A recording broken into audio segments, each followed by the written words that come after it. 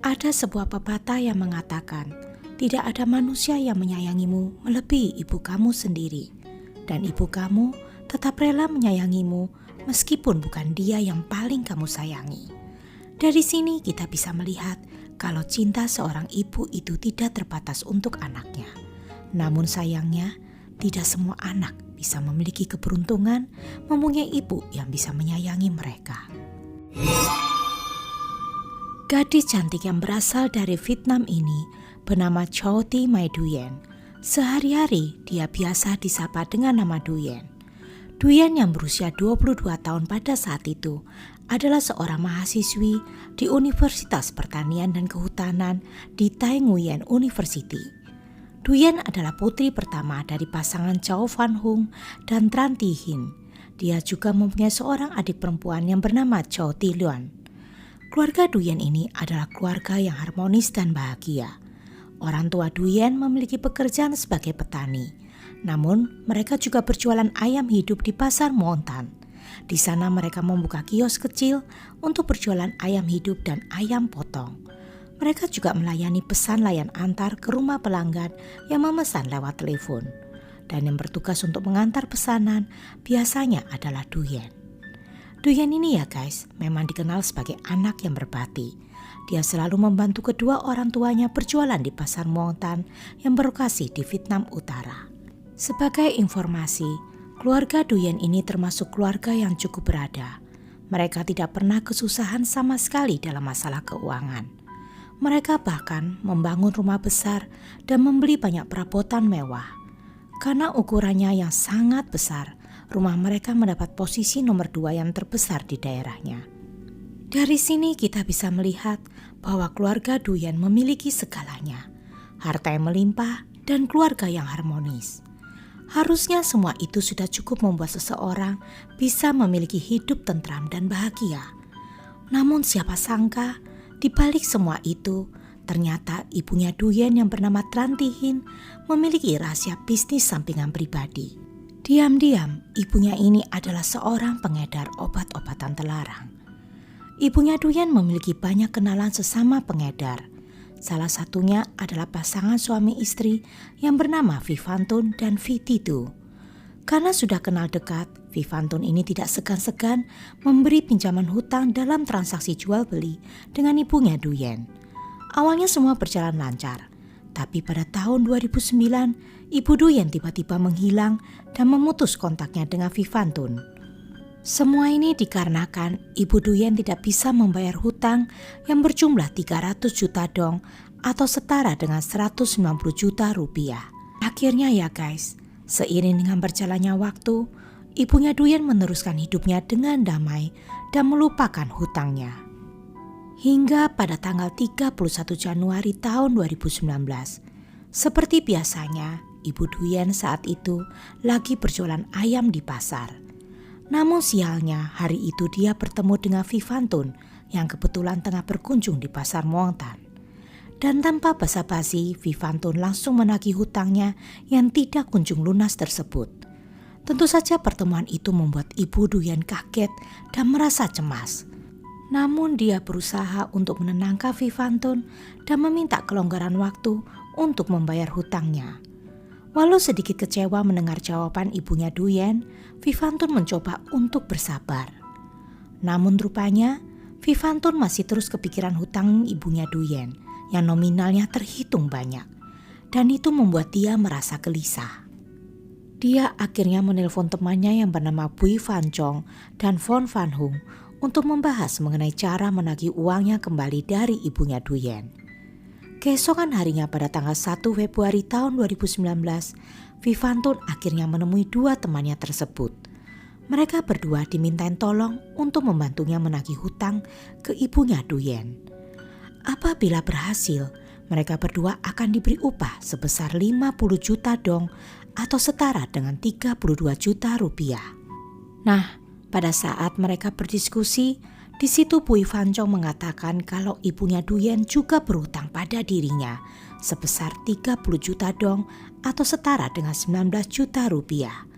Utang tersebut rupanya belum pernah dibayar sejak tahun 2017. Bui Fan Chong pun akhirnya menyetujui rencana Vi Fan Tun. Dia pun memanggil 3 personil lainnya untuk bergabung dengan mereka dalam misi menagih hutang ini. Mereka semua berkumpul di kediaman rumah Bui Fan Chong yang terletak di area 11 Provinsi Dien Bien. Dari sini terkumpul 6 orang, yaitu Vi Fan Tun, Bui Fan Chong, Von Van Hung, Pan Van Nim, Luang Van La, dan Lon Van Hung. Dalam pertemuan itu, mereka berenam mendiskusikan cara paling efektif dalam menagih hutang ibunya Duyen. Menurut Bui Fan Chong, daripada mereka mendesak ibunya Duyen untuk membayar hutangnya, lebih baik mereka menculik saja salah satu anaknya ibu Duyen dan dijadikan sebagai jaminan tebusan supaya ibu Duyen segera mencari uang untuk melunasi hutangnya. Mendengar hal itu, mereka semua setuju dengan ide ini. Selama 2 hari berikutnya, kelompok tersebut melakukan pengintaian terhadap keluarga Duyen. Pada hari Senin di tanggal 4 Februari tahun 2019, mereka semua pergi ke pasar Muangtan dan memperhatikan Duyen yang sedang menjaga kios ayam. Tidak ingin membuang kesempatan, Vo Van Hung kemudian menghampiri Duyen dan membeli beberapa ekor ayam. Di saat menunggu pesanan ayam dipotong oleh Duyen, Von Van Hung meminta nomor telepon Duyen. Dengan alasan kalau suatu saat dia butuh ayam lebih banyak lagi, dia akan memesan lewat telepon untuk diantar. Duyen yang sudah biasa dengan situasi ini, tanpa merasa curiga sedikit pun langsung memberikan nomor handphonenya. Setelah mendapatkan nomor ponsel Duyen, Von Van Hung pun berlalu dengan membawa bungkusan yang berisi potongan ayam yang dia beli. Tidak lama kemudian, HP Duyen berbunyi. Rupanya Von Van Hung memesan beberapa ekor ayam hidup dan meminta Duyen untuk segera mengantarkannya ke lokasi yang ditentukan oleh Von Van Hung. Tanpa berlama-lama, Duyen segera menyiapkan pesanan Von Van Hung, lalu mengantarnya dengan mengendarai sepeda motor serta mengenakan helm berwarna putih biru. Setelah Duyen sampai di tempat yang ditentukan, Von Van Hung sudah berada di sana menunggu dirinya. Dan tanpa Duyen sadari, kawanan Von Van Hung semuanya sudah bersembunyi di sekitar lokasi tersebut. Saat Duyen sedang mengeluarkan ayam-ayam yang dia bawa, tanpa dia sadari Bui Fan Chong mengendap-endap dari arah belakang. Dan tiba-tiba Bui Fan Chong langsung mencekik lehernya Duyen dan kemudian dia dan kawanannya memasukkan tubuh Duyen ke dalam truk milik Bui Fan Chong yang terparkir tidak jauh dari lokasi kejadian. Mereka semua mengendarai truk tersebut menuju ke rumah Bui Fan Chong. Sedangkan Von Van Hung yang masih di lokasi kejadian membereskan barang-barang Duyen termasuk membawa motor Duyen untuk disembunyikan. Setelah misi penculikan berhasil, Bui Fan Chong segera menghubungi Vi Fan Tun dan Vi Fan Tun pun langsung memberitahu ibunya Duyen untuk segera membayar hutangnya kalau mau anaknya selamat. Setibanya di rumah Bui Fan Chong, Duyen sempat melarikan diri, namun dia tertangkap oleh kawanan Bui Fan Chong. Alhasil, Bui Fan Chong pun marah dan mengurung Duyen di dalam kamar yang sangat sempit milik Bui Fan Chong dan istrinya. Di dalam kamar tersebut, Duyen diperkosa habis-habisan oleh kawanan Bui Fan Chong. Mereka adalah Pa Van Nim, Lon Van La, dan Long Van Hung. Di tengah aksi brutal tersebut sedang berlangsung, teman Bui Fan Chong yang lain datang berkunjung, namanya Pam Van Dung. Lalu Bui Fan Chong juga mengajak temannya ini untuk mencicipi tubuh Duyen. Tentu saja ajakan ini tidak ditolak oleh temannya tersebut. Jadi keempat pria ini tidak puas-puasnya menggilir tubuh Duyen satu persatu secara bergiliran. Parahnya ya guys, istri Bui Fan Chong yang bernama Bui Ti Kim Tu menyaksikan langsung perbuatan keji tersebut. Namun dia diam saja karena dia takut dengan suaminya. Di sana selama 2 hari, tubuh Duyen diperkosa terus-menerus oleh mereka berlima secara bergiliran, sampai Duyen sekarat dan tidak berdaya.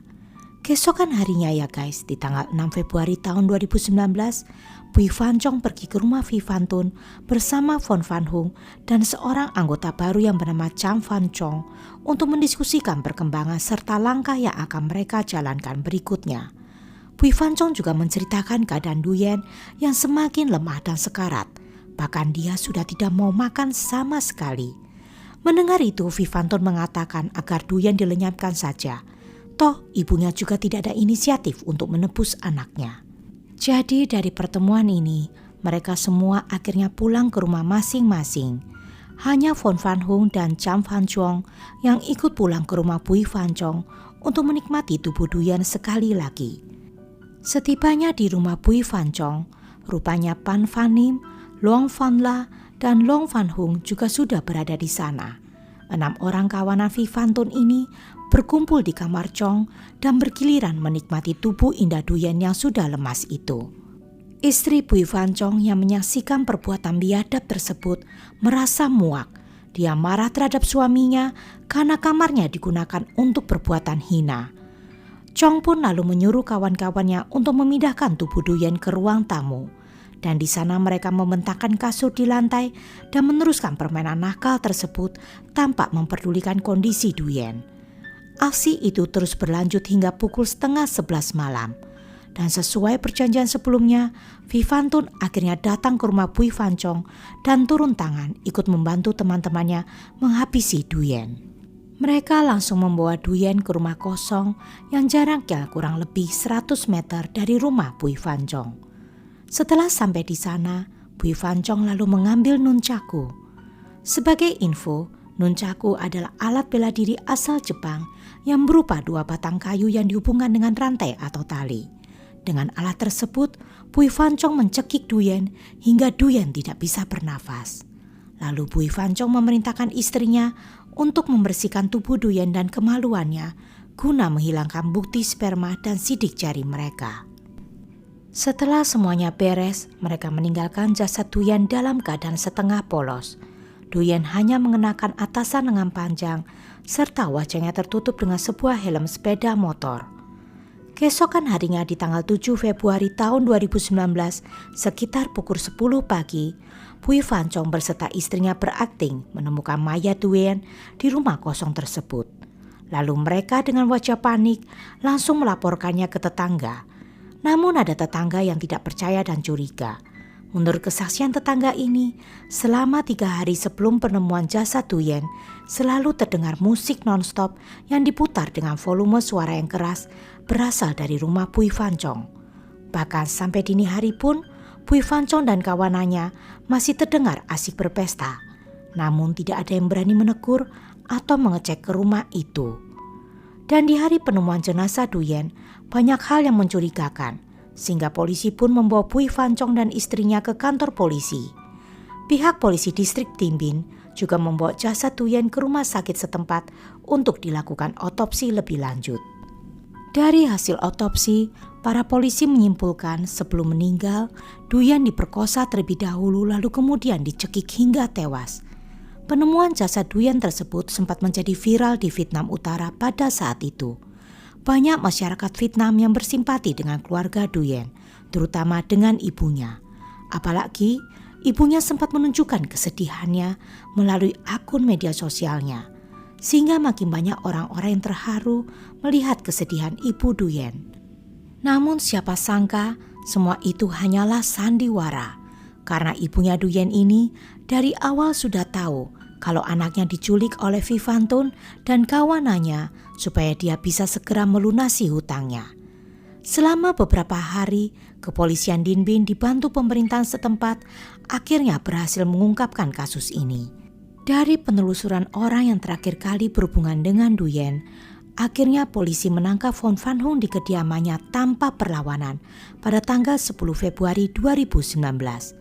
Polisi juga berhasil menyita barang-barang Duyen yang disembunyikan Von Van Hung di sejumlah tempat.